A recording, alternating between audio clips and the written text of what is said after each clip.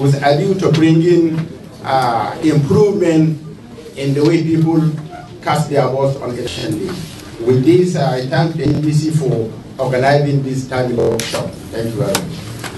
Thank you very much. My attention has just been drawn to the fact that people at the back are not hearing what is being said. So the speaker, have you moved it? Okay, so we can now go ahead. Before I call on the chairman of the board for his keynote address, permit me to quickly organize members, management board of the MPC. Before that, we have our discussant, Professor Andrew Gambo. Professor Andrew Gambo, thank you. We have Alheri Saidu, the Director Legal and Acting Secretary of the Commission. We have Professor Armstrong Gachaba, the Director of Broadcast Monitoring, who's going to double as a discussant. We have Boni Opela, Director of Finance. We also have Ashara O.M., Acting Director, Human Resource and Administration. Then Ojon B. Otono, Acting Director, Investigation and Enforcement. Thank you very much. The next item on the program is keynote address by the chairman of the board, Madam Ikram Aliyu Idris.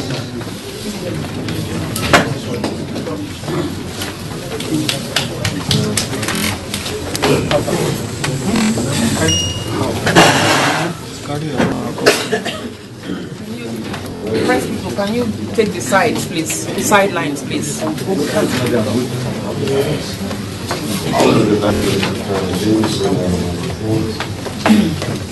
My colleagues, the members of the board of NBC,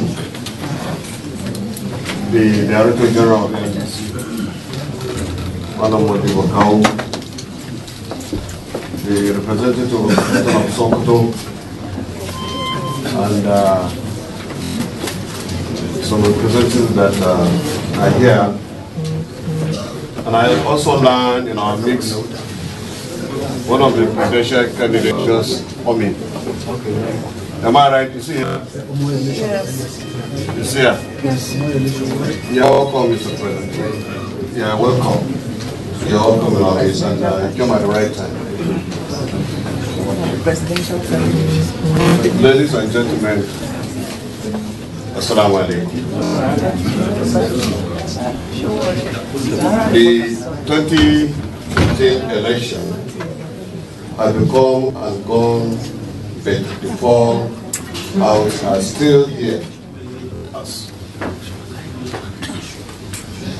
There is a need to exhaustively interrogate what happened in 2015 electionary process and the plan for the subsequent election.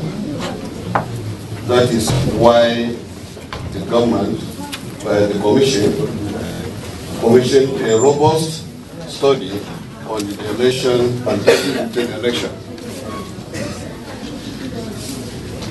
The validation of the report I was told would be done here today.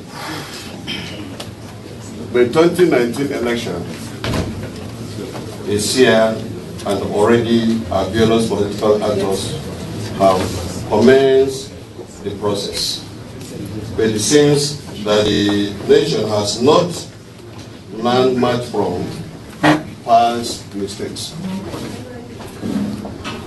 It is therefore reasonable to expect that the challenges of coverage of election in 2019 in the media will not be radically different from there of the 2015, as the signs are already shown or rather showing.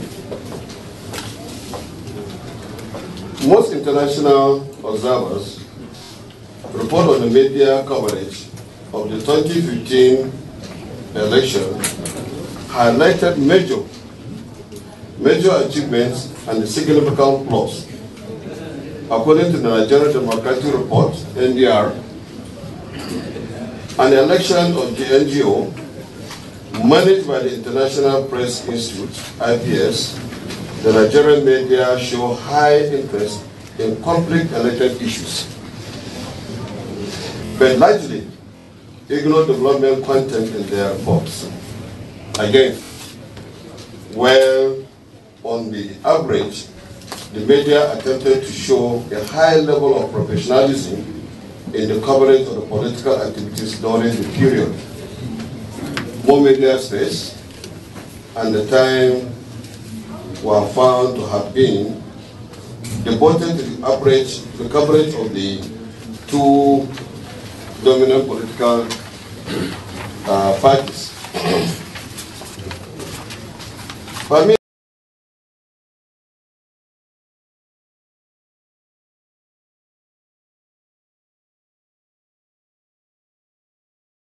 me to draw your attention to some of the maladies that were evident in 2015.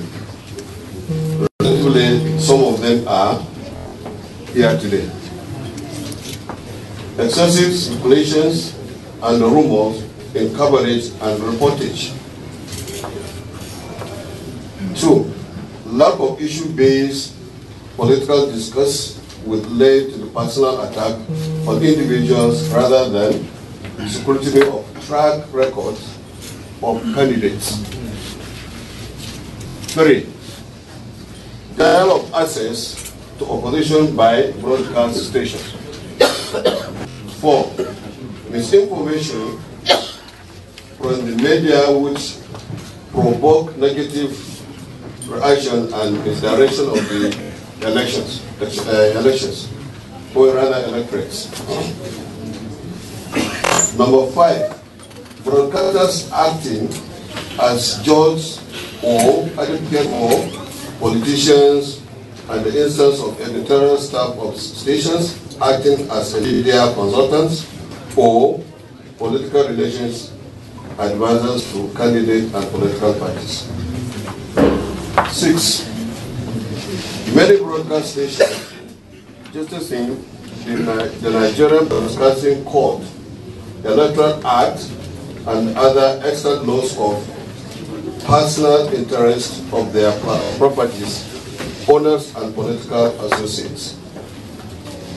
Number 7, the challenges of new media, new forms of publicity with the entry of online news sites and blogs, social media, and the use of telephonics to extend the boundaries by eyewitness journalism, and added the challenges faced during the 2015 election process.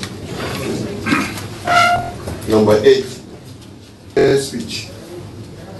The hate speech and harsh words allow a traditional media time and space in 2015 reach a zenith during the final campaign.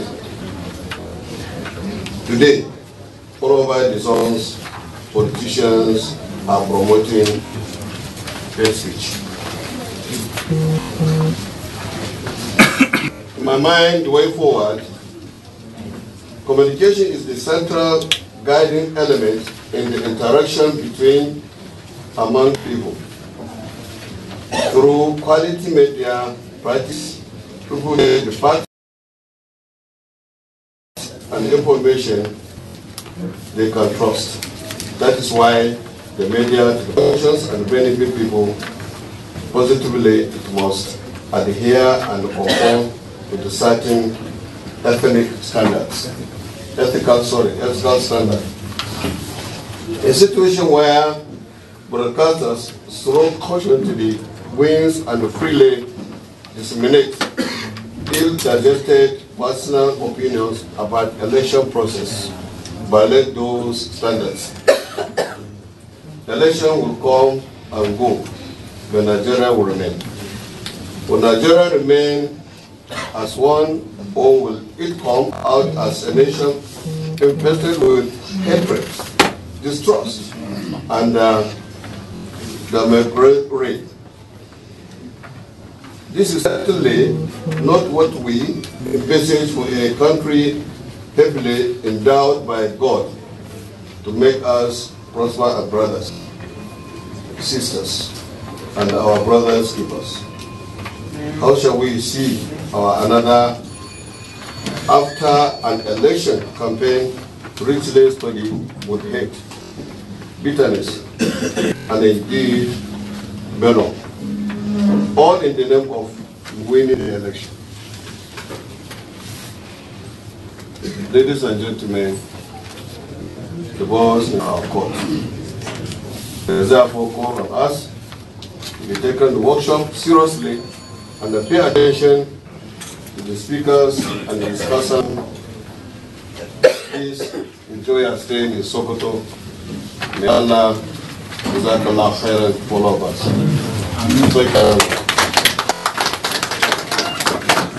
Thank you very much, Mr. Chairman. I think the chairman, being the son of the soil, needs more clap than you have given him.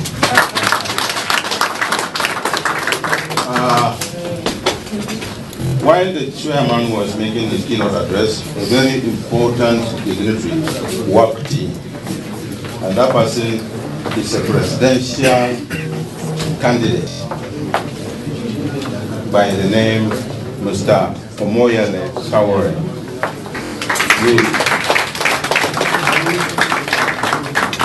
We will therefore like to come a little of his experience by allowing him to give us a very brief goodwill message. Mr. Omoyele Sowore.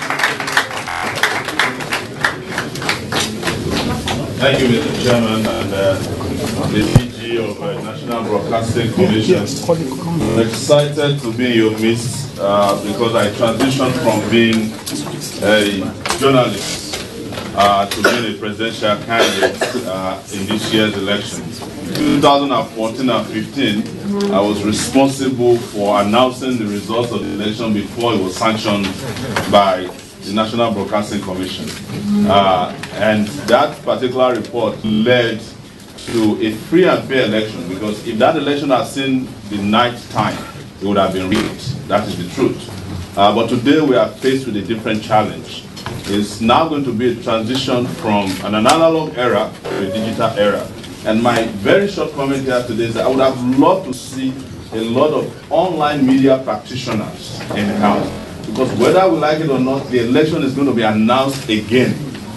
Not by the traditional media, but the new digital era media. So if they are not here, we are not doing justice to ourselves. I want to hope that you have a very fantastic deliberation here today, and hope that you continue to give those of us who you call small party candidates enough coverage. We have not been getting any coverage at all. The media somehow has reduced this race to between two major parties, the APC and the PDP. The party that will win the election next year is not going to be those two parties, because those two parties have failed Nigerians, and we are the ones that win this election, and you better be prepared to release the results. Yes. It cannot be rigged, because this is going to be the election from the streets, the same way the media released the result from the street last time. Thank you so much for the opportunity. Have a fantastic celebration. Thank you.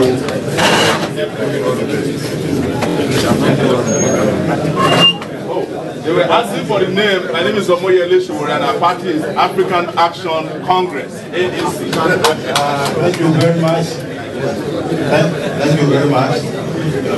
Like he told you, he represents the ANC. And I am happy to also announce and thank the other parties that are here. We have representatives from PDP, There are people from SDP, JMPP, and JNPP, and JNPP. You are all welcome. Thank you for raising the occasion. We also have civil society organizations, and I'll give you my card. No, we want to have an interview. No problem. Can you give me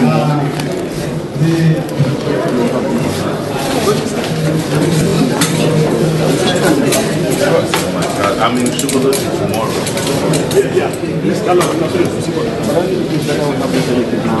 If you're ready, no problem. You're ready. Step down. Do you want to step down? Yeah, so that we don't distract them.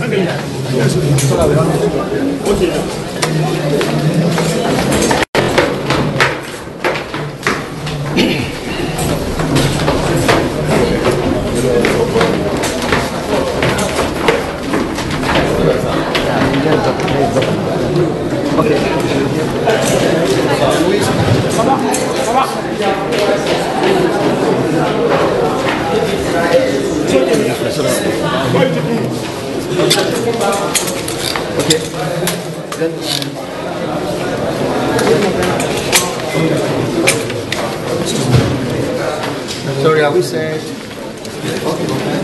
Are we set? Yes. Are we set?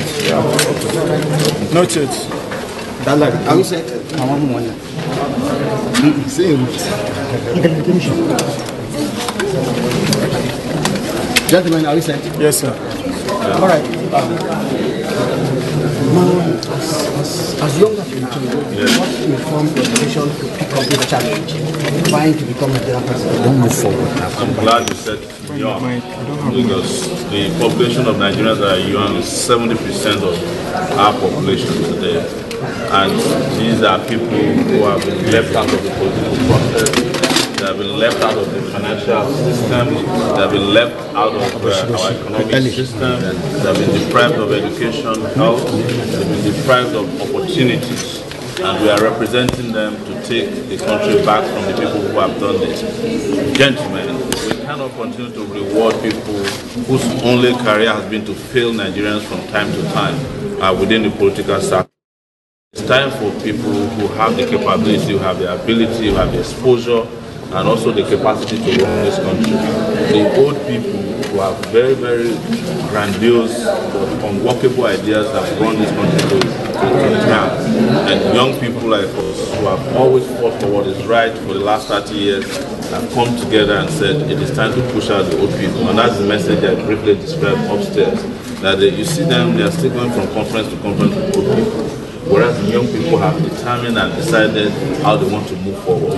These guys are going to find out by February 17th, 2019 that this country have moved beyond this kind of symposium and conferences. Because we have moved into the digital world where they are still in the analog era. Mr. President, there are accusations. Some of you in this other party, as you describe the party upset, they are pretending that they are not contesting for anything. You are working for. I am not one of them. You know my history. I was the person who started an online newspaper known as Sahara Reporters 12 years ago. And that was what opened the eyes of everybody in this country to the political shenanigans, the financial malfeasance that have become the order of the day. This platform helped put politicians in jail, like Obori. It helped to expose a lot of scams. It helped to make the 2015 election transparent. And we weren't working for anybody then. In 2010, when Yaradua and his people were holding the country to ransom, it was this same platform that helped to bring a minority to become the president of Nigeria. And at that time, there was no ethnicity, there was no religion, there was no relationship. It was pure-hearted intervention in politics. That's what I am to today. Maybe there are other political parties that are working for these parties. Of course, PDP can vote for 35 of those political parties. They were part of the coalition known as COP. So I wasn't part of COP, so you know them and you can recognize them when you see. But our position and messaging is very clear. We are for the betterment of this country. We are about moving this country Not to the next level, but the highest level. You admitted that the media there is a problem for the smaller parties. Like the women who want to go into politics are complaining. Yeah. The issue of money, funding, because the issue It is not the money issue. politics. The issue is not money. It's conscience. The media needed to wear his conscience at this time, not to be looking for money. The money that the big political parties or the legacy parties are giving you, they were not monies that they made them. They were money stolen from the public. You have a duty to cover people who have messages and not people who have money. That is what we are saying. The media is not particularly for the You media. sounded very confident that you're going to win, and you admitted that the media is biased. What is that thing that is pushing you? Because the media, just like they did in the past, they are not talking to the real people. You are still talking to the talking heads in the society, and they are becoming fewer and fewer and less influential. I have been in the media too. You know that I warned the media several years ago that their relevance and influence is going to wane based on their greed, and that's exactly what happened in 2015. That is why the entire media in this country could not report who won the election until after INEC started reporting. Don't forget, and I'm going to remind you guys in the media, while you all guys were sitting in Kogi State and the candidates who won the election had died, you couldn't report it because the media wasn't prepared for that kind of style of reporting. It was Sahara reporters that broke the news of Alu's death, you remember? And all the media people were there, channels, TVC, they kept calling Sahara reporters, where did you get the news? And when they couldn't find the news, they reported the next day that the man will resurrect in this country, because you had not applied yourself to the needs to listen to the people in the society. That's where the confidence is coming from. We, for example, were in Kano a few days ago, and we had a massive rally. The media did not report it. When I arrived in Nigeria from the US, I think a few days ago, and there was a massive event at the airport, the media did not report it. But you are reporting somebody who is in Dubai, on holiday, Atiku. You are reporting the president who did not physically attend the rally in Kano. So this is what we are talking about. You are not reporting what the society needs. You are reporting what you think the society should hear. And you guys are my colleagues. I cannot lie to you. You are failing the society. Mr. Sowore, what would you do differently from other people who are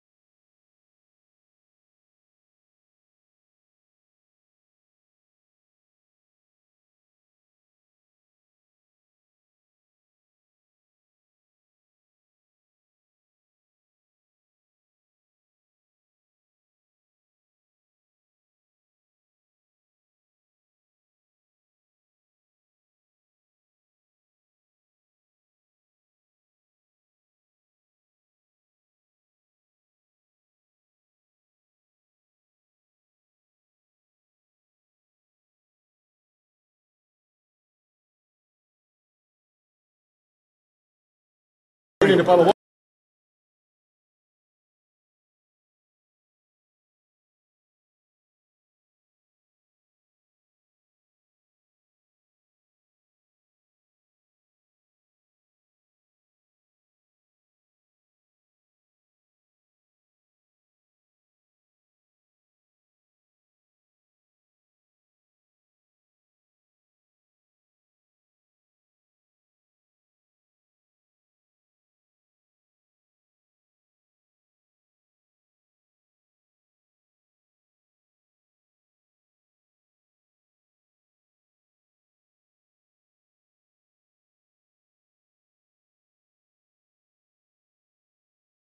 In 1993, I will be sitting in front as the student union president of the University of Lagos. Bola Tinubu will be sitting in the back. Before they will call him, I will have to speak first. With due respect, I may not be as old as he is, but I'm better more influential than he is in this country. I have been doing activism for 30 years. Before Bola Tinubu set up TVC, I set up Sahara Reporters, you know, and I set it up on my own sweat with a laptop. But he used Lagos money and the Lagos Polytechnic as the headquarters. I don't, you know, I challenge them all the time. I'm challenging Tinubu himself to come and say publicly that I've ever met him. I've only met him once in my life, in 1999. But you know where the rumor came from? It came from Jonathan when he was being defeated in 2015. And it's coming out from Buhari when he's about to be defeated in 2019. That I'm working for Tinubu. I don't work for Tinubu, I work for my conscience. Excuse me, sir. Are you aware that some politicians are gathering electorate whom they will in turn sell out to those parties you call two big parties? If you are aware. I've addressed it just now, that I know the PDP has 25 political parties that is working for the PDP. They call them COP. They form a coalition. It's open. Yes, I'm aware, of course. And I'm aware that most of the parties are actually affiliates of the major parties. I'm aware. But our party, the African Action Congress, is not involved in that scam. What are you doing to stop it? We will make the publicity available to all of you. You know, apart from being a presidential candidate, I'm an investigative reporter. So you will get a lot of secrets in the course of this election. Sure. Excuse me, let me say that always have this mindset of using money as a vote buying and everything. They always have that mindset that, probably they're using poverty as a weapon to the minds of a lot of people. What we see to a lot of people. The most important thing is for the young people to understand that 5,000 will not alleviate their suffering. It will not give them a future. I have said it and I'll repeat it to you, that the people who destroy your past cannot fix your future. That is what is at stake here. And I hope most of these young people, especially the ones who call themselves social media influencers, are not selling their future into oblivion. That is, but we know what it is. They generated poverty so that they can have a day like this, where everybody will be working for the enemy of the people. But sir, you are busy attacking conventional media for not being enough to help the society. Yeah. While we know that social media too are doing a lot of damages to the society. I don't have a problem with that. I'm addressing you guys here because this is your gathering. When I go to social media gatherings, I will also attack them. They know my position. They know my position. But this is you. The people here are people in the traditional media. But they won't be there. They won't be there. Yes, but I have stronger message for you because you hold society. You are the ones who have been around for the longest period of time. Yeah. And besides that, your legacy, right? And you are the ones who work with the government and who work for the government. The social media people are individuals who are working, individually with themselves and working amongst themselves. But you have offices, you have a duty to society. In fact, you have a constitutional responsibility to report fairly during the election period. It's constitutional, don't forget now. It's the Nigerian constitution that every political party candidate must be given fair and accurate, share of time. Yes. This is your friend. In the news tomorrow. Thank you.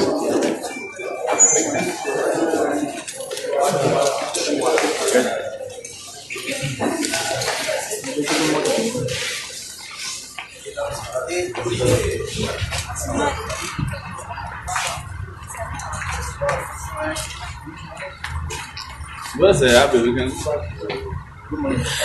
So guys, that is going to be the end of this transmission. By the time we are ready for the Sokoto rally, I hope you all will come, join, comment, share, and keep donating as usual. Till I come on your screen again, I'm still Zainab. Bye-bye.